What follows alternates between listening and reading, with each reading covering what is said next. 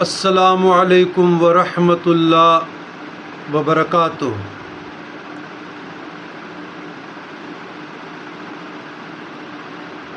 اللہم صلی علی سیدنا محمد وعلی آل سیدنا محمد افضل صلواتک بیاد معلوماتک وبارک وسلم۔ خوگو عزت مندو خویندو رونو خواتین و حضرات، خصوصاً مجھے آج کچھ دنوں سے ہمارا جو پختونخوا بیلٹ ہے قبائلی علاقوں پر مشتمل ہے، تو وہاں سے دلسوز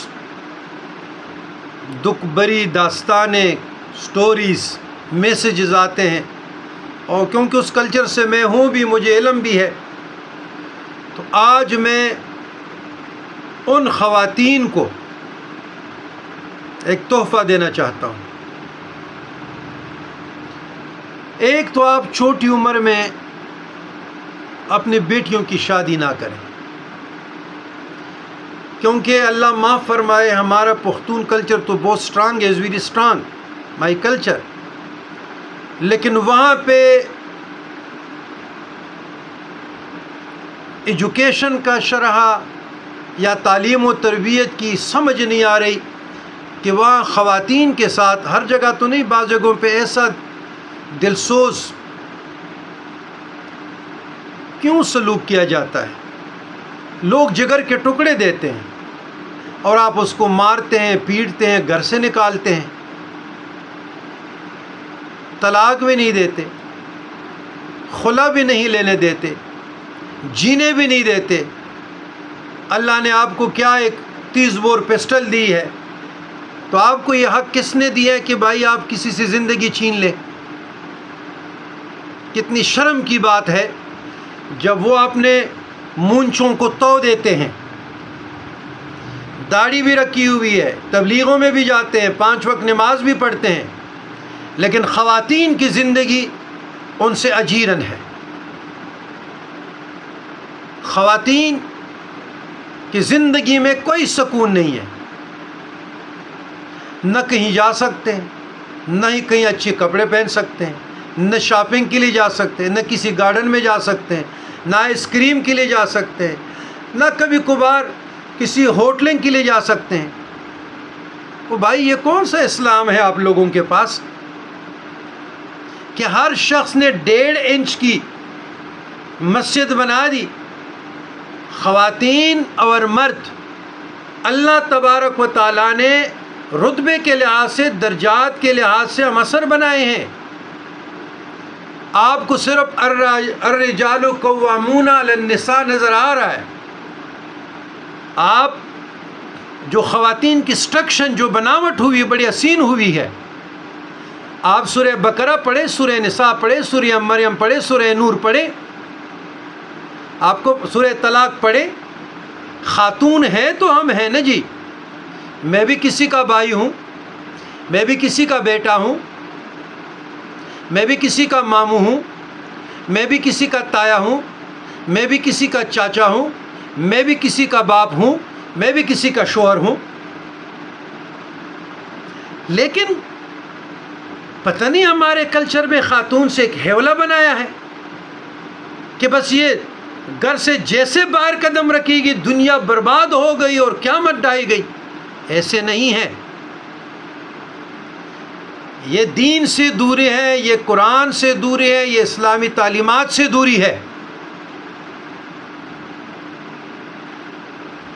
ڈاکٹر کے پاس وہ نہیں جا سکتی، مثلا حکماء کے پاس وہ نہیں جا سکتی، مدرسے میں وہ نہیں جا سکتی، اسکول کالج میں وہ نہیں جا سکتی، یونیورسٹی میں وہ نہیں جا سکتی۔ مثال دے رہا ہوں، آج کل تو جا رہے ہیں، ایسے نہیں، ایسے نہیں، اور اتنی سختیوں کی ضرورت بھی نہیں ہے۔ خاتون ایک حیولہ نہیں ہے۔ تو میں آپ لوگوں کو، میری بہنوں، my dear sisters and daughters, اور میری بیٹیوں، جو بھی الجھن میں مشکل میں سسرال والوں سے، اپنے ہسبینڈ سے، اپنے شریکہ سے تندور میں بیٹھ کر زندگی گزار رہی ہے، اور ان کو جینا حرام ہے، اور ان کو کوئی سمجھ نہیں آ رہی کہ میری زندگی میں کبھی مسکراہٹ آ جائے گی، کبھی اپنی مرضی سے اپنے لیے کوئی چیز لے لوں گا، کبھی اپنی مرضی سے کہ میں اپنے لیے خریداری کر سکوں گی. تو یہ پنجاب کا کلچر از ویری ڈفرینٹ. یہاں قدر عورت کو آزادی زیادہ ہے، ہمارے ہاں بہت معاملہ خراب ہے. تو آپ لوگوں کو میں صرف 4 الفاظ دے رہا ہوں، 4 الفاظ. زیادہ لمبے چھوڑے وظیفے میرے بیٹیوں، میری بہنوں، آپ لوگوں کو میں نہیں دے رہا. میں 4 وظیفے دے رہا ہوں جو میرے مجربات میں سے ہیں. میرا مجربات میں سے یہی ہے کہ سال ہا سال میں اس کا کمائی کر رہا ہوں. تو آج دل میں آیا بھی، اور کچھ سٹوریز میں نے سنی، کچھ کہانی میں نے سنی، کچھ واٹس ایپ پہ میسیجز، کچھ کالز میں نے اٹینڈ کی.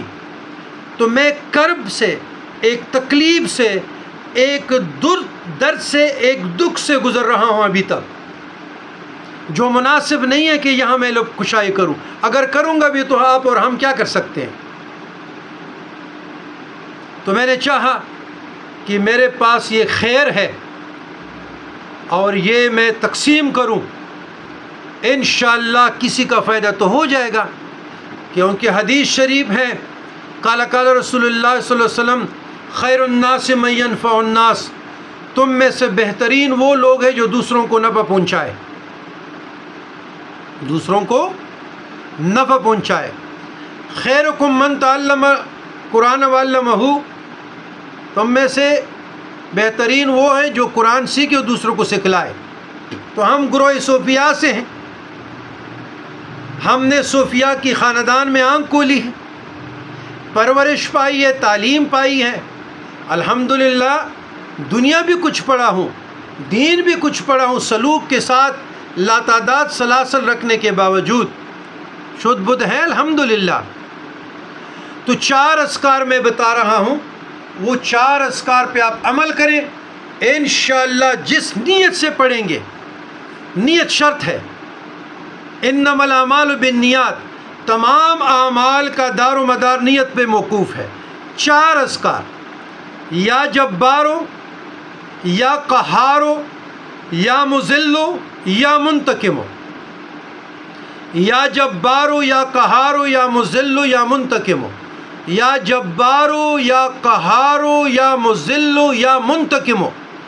جس نیت سے پڑھیں گے، جس مشکل کے لیے پڑھیں گے، جس غم کے لیے پڑھیں گے، جس تکلیف کے لیے پڑھیں گے، مقدمے کے لیے پڑھیں گے، مقدمے کے جنگ جدال سے آپ تنگ ہو کر سکون کے لیے پڑھیں گے، غیر اضطراری کیفیت سے نکلنے کے لیے پڑھیں گے، جس نیت سے پڑھیں گے آپ لوگوں کا کام ہوگا اللہ کے فضل و کرم سے. یہ 4 اذکار اسم اعظم کی تاثیر رکھتی ہے، تاثیر رکھتی ہے. جس نیت سے میرے بیٹیوں، میری بہنوں یہ 4 پہ تمسک کرے. تمسک مینز ایسے پکڑیں، یا آپ لوگوں کی زندگی کا حل آپ لمبے چوڑے وظائف نہیں کر سکتے. کہاں پر عاملوں کا اور تعویذوں کے پیچھے اور بابوں کے پیچھے زندگی برباد کرتے رہیں گے. یہ 4 الفاظ زندگی میں پرسکون زندگی کے لیے، خوشگوار زندگی کے لیے، سکون سے باقی ماندہ زندگی بسر کرنے کے لیے ہم نے آپ کو تحفہ دے دیا. اس تحفہ کی قدر کیجئے گا. یا جبارو، یا قہارو، یا مذلو، یا منتقم. انشاءاللہ ڈسکرپشن بھی میں لکھوں گا، اس پہ عمل کیجئے گا. کتنا پڑھیں؟ 1100 سے لے کر 11,000 مرتبہ تک، حصول مراد تک. اور پھر جب آپ کا مراد پورا ہو جائے 101 مرتبہ 24 گھنٹے میں ڈیلی پڑھا کریں، تاکہ ان تمام جو عوارض ہے، جو آفات ہے، جو بلیات ہے، جو آپ کے گھر میں جو درندے ہیں، بعض اس کو میں تعبیر کرتا ہوں چوہوں کے ساتھ، تو اس سے آپ کی زندگی میں ٹھہراؤ آ جائے، قرار آ جائے، انشاءاللہ ضرور آئے گا، اللہ نے چاہا، اور ہم دلی دعا گو ہیں اور رہیں گے۔ اللہ تعالیٰ بے سکونوں کو سکون عطا فرمائے۔ والسلام علی من اتبع الہدی۔